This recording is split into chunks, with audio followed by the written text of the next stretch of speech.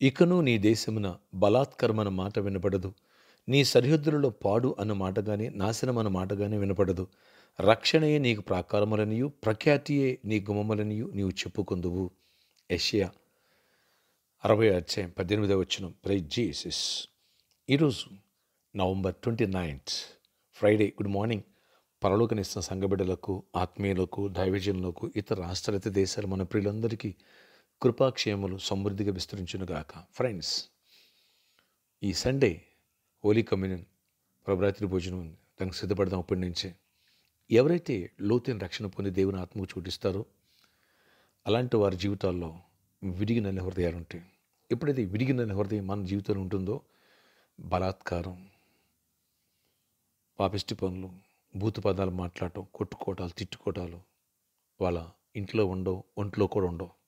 Yes, రక్షణ బట్టి ఓ దేవుడు నన్ను రక్షించాడు అనే ఆనందం నీలో ఉంటుంది. రక్షణ పొందిన బిడ్డలు అనే సంతోషం నీలో ఉంటుంది. దేవుణ్ణి బట్టి అతిశయిస్తావు. అంతేకాదు, ప్రఖ్యాతియే నీ గుమ్మములనియు నువ్వు చెప్పుకుంటావు అని రాయబడింది. ఎస్, ప్రత్యేకించబడిన బిడ్డలుగా ప్రఖ్యాతిగాంచిన వ్యక్తులుగా ఉంటావు. ఇంతకీ రక్షణ పొందావా? అదేనండి, మారుమనసు పొంది బాప్తిసం తీసుకున్నావా? తీసుకోకపోతే రేపు సండే అనగా డిసెంబర్ 1 బాప్తిస కార్యక్రమాలు ఉన్నాయి. సిద్ధపడతావా? క్రిస్మస్ మాసంలో రక్షణ పొందుతావు. క్రీస్తుని నీ హృదయంలోకి ఆహ్వానిస్తావు. క్రీస్తు నీ హృదయంలో నీ జీవితంలో జన్మిస్తారు. చోటిస్తే ఎంత బాగుంటుంది. రక్షణ పొందిన వాళ్ళందరూ ఈ సండే బాప్తిసాలని 3వ వర్షం తర్వాత మొదటి వర్షం నుంచి అటెండ్ అవ్వండి.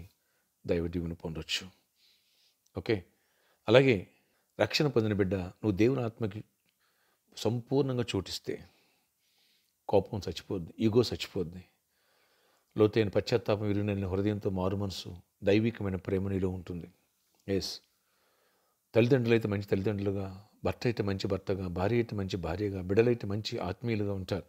సంఘ బిడ్డలు, విశ్వాసులు, పరిచారకులు అయితే మంచి ఆత్మీయులుగా ఉంటారు. కనుక నిన్న వాక్యంలో విన్నాం, తోడేలు గొర్రె పిల్ల కలిసి వాసన చేయను. ఎస్, సింహం గడ్డి మేయనని ఆ మనసు చేస్తుంది. వైల్డ్ నేచర్ పోద్ది నీలో.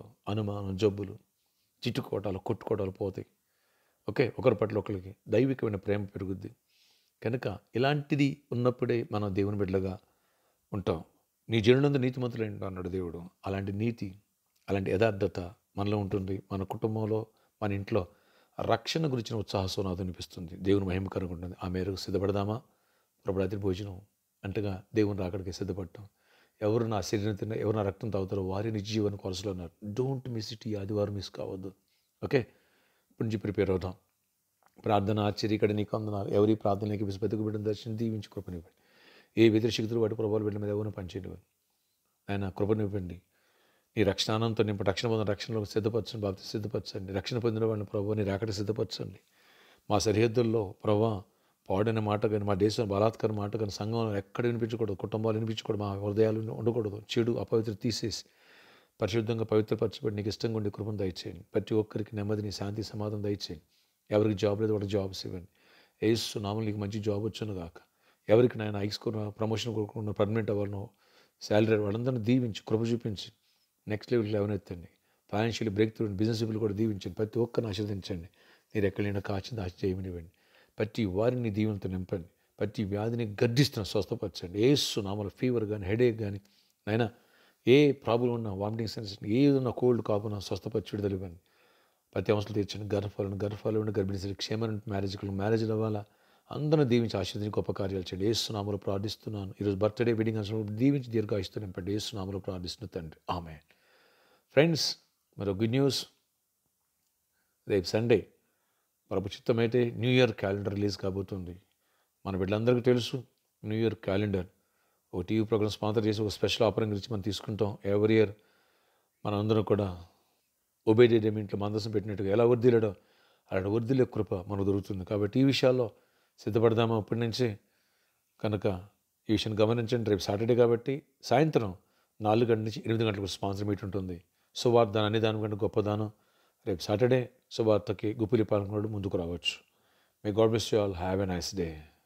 బాప్టిజం సిద్ధపడండి.